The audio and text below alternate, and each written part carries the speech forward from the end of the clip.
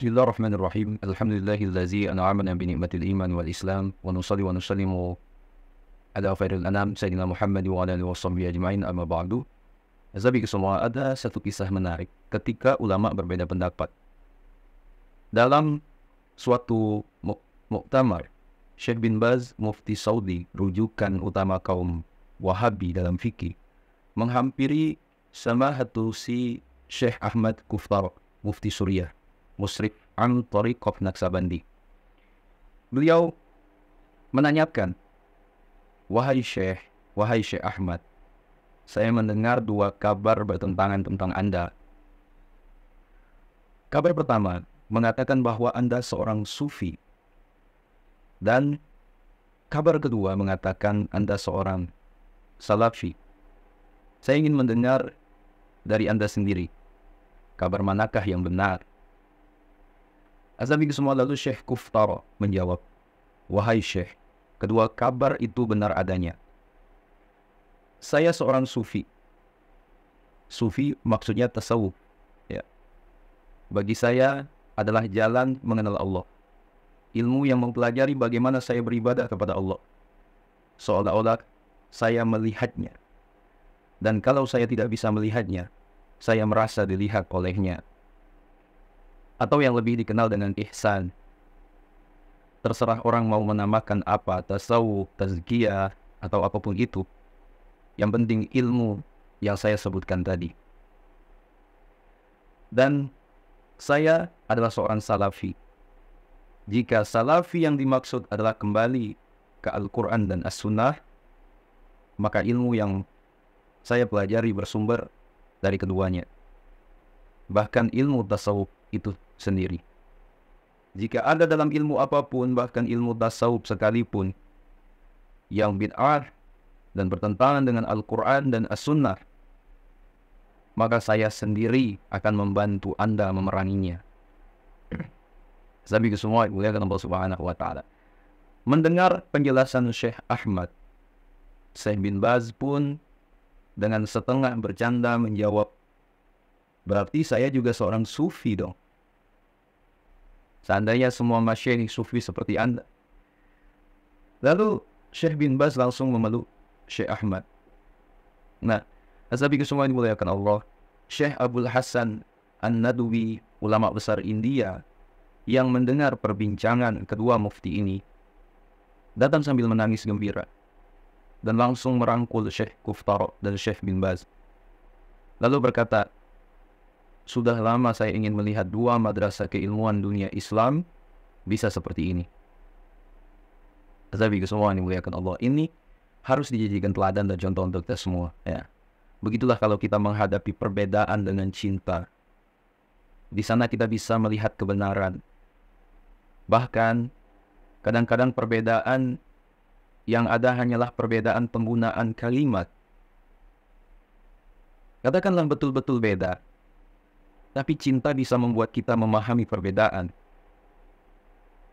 Azabi semua dimuliakan Allah. Bayangkan jika Syekh bin Baz langsung ngomong di belakang, Syekh Kuftar itu pengikut tasawuf dan beliau sesat. Lalu Syekh Kuftar begitu mendengar kabar itu malah ngomong, jadi ente nuduh gue sesat, lu ngafirin gue.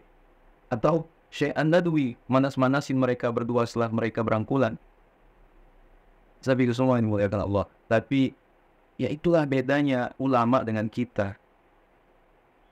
Ulama mengerti bagaimana menghadapi perbedaan dengan cinta. Ya. Sabi semua dimuliakan Allah. Kajian-kajian anti fanatisme dan toleransi baik dalam agama, mazhab, pemikiran, politik dan lain-lain harus selalu disuarakan.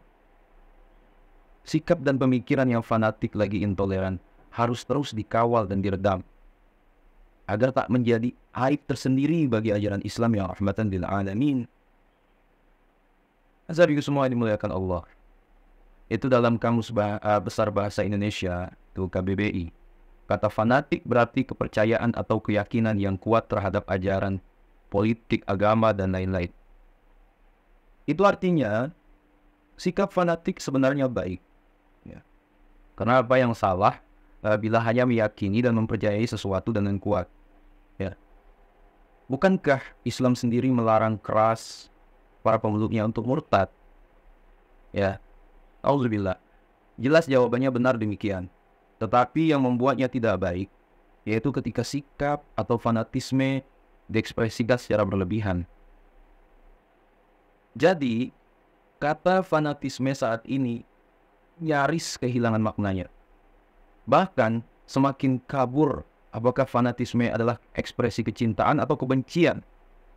Parahnya ketika beberapa oknum atau kelompok yang over fanatik ini berdalih pada kecintaan terhadap agama atau mazhab yang dianutnya. Sahabat semua dimuliakan Allah, perlu kita pahami bersama bahwa Islam tak pernah menganjurkan pemeluknya untuk fanatik secara berlebihan. Ya. Apalagi sampai bersikap intoleran terhadap yang lain. Jadi tidak benar bila dalih cinta agama menghalalkan intoleransi. Allah Subhanahu wa taala mengatakan wala tasubbul ladzina yad'una min dunillah fayasubbullaha adwan bighairi ilm kadzalika zayyana likulli ummatin 'amalahum thumma ila rabbihim marji'uhum fayunabbi'uhum bima kanu ya'malun.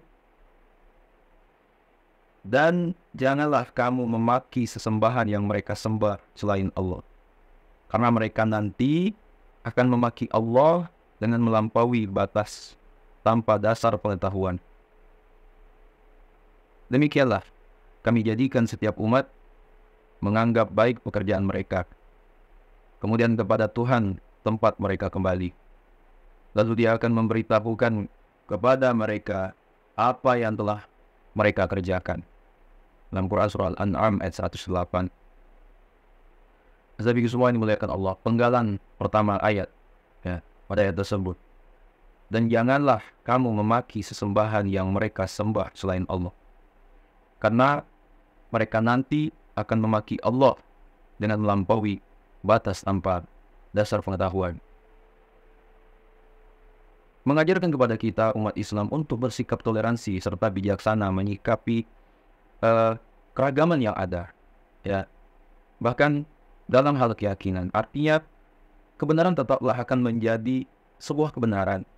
Ya, namun jangan sampai kebenaran itu menuai perpecahan. Ya, saya pikir semua ayat ini turun berawal dari peristiwa ketika umat Muslim mencaci maki berhala-berhala orang kafir. Ya, lantas mereka balik mencaci Tuhan orang Islam dengan berbagai sumpah serapah. Lalu Allah Subhanahu wa taala menurunkan ayat tersebut. Azabiku semua ini dimuliakan Allah Subhanahu wa taala. Ada kisah menarik, yaitu Al-Imam Muhammad bin Idris Asy-Syafi'i dan Al-Imam Sufyan bin Sa'id Ats-Tsauri. Suatu ketika dua imam besar ini dipertemukan dalam perdebatan yang sangat sengit. Ya. Keduanya sama-sama mempertahankan pendapat masing-masing yang disertai argumentasi yang kuat. Mereka berselisih tentang kulit bangkai yang bisa suci dengan disamak. Nah, menurut Imam Asy-Syafi'i, kulit bangkai selamanya tidak dapat disucikan dengan cara disamak. Ya, ia berdalil dahulu Nabi kita Muhammad SAW itu pernah menulis surat kepada sahabat, kepada sahabat Juhainah, yang isinya tentang larangan memanfaatkan kulit dan urat bangkai. Ya. Hal ini sebagaimana termaktub dalam kitab Tuhfah At-Talib bi Ma'rifati Mukhtasar, Ibnu Hajib halaman 200, buah karya Imam Ibnu Katsir, yang dikatakan, sungguh aku memang telah beri dispensasi kepada kalian tentang kulit-kulit bangkai yang suci dengan disamak. Maka ketika suratku ini telah kalian terima, maka jangan sekali-kali memanfaatkan kulit dan urat bangkai lain. Hadis ini diriwayatkan oleh Imam Abu Daud dan Ahmad. Nah, azab itu semua, Imam Sufyan Ats-Tsauri justru berpendapat sebaliknya. Menurut beliau, kulit bangkai bisa suci dengan cara disamak dengan dalil hadis riwayat Abdullah bin Abbas radhiyallahu anhu tentang bangkai seekor kambing sedekah yang diberikan kepada seorang mantan budak Maimunah. Saat itu secara tidak sengaja Rasulullah Shallallahu Alaihi Wasallam bertemu dengan para sahabatnya yang hendak membuang bangkai kambing tersebut. Nabi bersabda, mengapa tidak kalian ambil kulitnya lalu menyamaknya sehingga bisa dimanfaatkan? Para sahabat menjawab, ini sudah jadi bangkai. Lalu Nabi bersabda, bangkai itu hanya haram dimakan. Hadis riwayat Imam Muslim. Nah, ashabiku semua dimuliakan Allah, singkatnya Imam Asy-Syafi'i dan Imam Sufyan Ats-Tsauri tetap kokoh dengan pendapatnya masing-masing. Namun, menariknya, setelah lama merenung kembali, Imam Asy-Syafi'i malah menarik pendapatnya dan lebih memilih pendapat Imam Sufyan Ats-Tsauri. Demikian halnya Imam Sufyan, yaitu secara bersamaan juga menarik pendapatnya dan berpindah kepada pendapat Imam Asy-Syafi'i yang pertama. Ashabiku semua, oleh karena itu, sampai saat ini, dalam kitab-kitab fikih mazhab Syafi'i, pasti ada pembahasan seputar kebolehan menyamak kulit bangkai dan memanfaatkannya. Ya, hukum ini berawal dari perdebatan sengitnya dengan Imam Sufyan. Nah, ashabiku semua, kisah bersejarah ini disadur dari kitab Syarah Al-Yaqut An-Nafis fi Mazhab Ibn Idris, halaman 63. Nah, adapun mutiara hikmah yang dapat kita teladani dari kisah inspiratif ini, bahwa dalam kacamata para ulama terdahulu, tak sedikit pun noda fanatisme yang berlebihan dan intoleransi. Ya, apalagi hanya urusan berbeda pendapat. Tentu nyaris tak ditemukan. Jadi, dalam persoalan mencari kebenaran, ittiba'ul haqq, ya, para ulama as-salafus salih benar-benar membuka diri untuk menerima kebenaran, kapanpun dan dari manapun datangnya, gitu. Nah, terakhir ashabiku semua dimuliakan Allah, Imam Malik, guru Imam Asy-Syafi'i berkata, sesungguhnya rezeki itu datang tanpa sebab. Cukup dengan bertawakal kepada Allah. Niscaya Allah akan memberikan rezeki. Lakukan bagianmu, lalu biarkan Tuhan yang mengurus sisanya. Nah, Imam Syafi'i ya bertanya, jika seekor burung tidak keluar dari sangkarnya, bagaimana mungkin ia mendapat rezeki? Jadi semua guru dan murid itu pun tetap teguh dalam pendapatnya masing-masing. Ya. Suatu ketika Imam Syafi'i pergi berjalan-jalan dan melihat sekelompok petani sedang memanen buah anggur.